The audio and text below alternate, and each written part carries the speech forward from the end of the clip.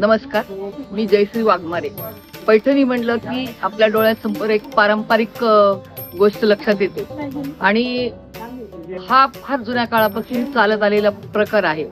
आणि आधुनिक मुली, मधल्या काळातल्या मुली किंवा नवी किंवा जुन्या लोक, हा पैठणीचा फार मोठा ग्राहक वर्ग आहे. आणि एरवी कुठल्याही साड्या नेसल्या तरी तुझ्याकडे पैठणी आहे का, हा प्रश्न विचारला जातो.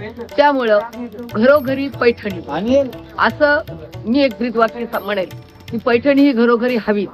कारण पैठणीमध्ये एक आपली परंपरा सामावलेली आहे आणि एक आपली एक जपणूक केलेली आहे की वाडवडिलापासून किंवा देवकाळापासून सुद्धा या पैठणीला फार मोठं महत्व आलेलं आहे.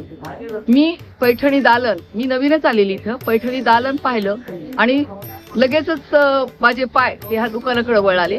आणि मागे एकदा मी सहज येऊन गेले होते तेव्हा मुलांची जॅकेट, आणि माझी मुलगी अमेरिकेला असते, तिने इथून 2 पैठण्या नेल्या आणि तिला खूप पैठण्या आवडल्या.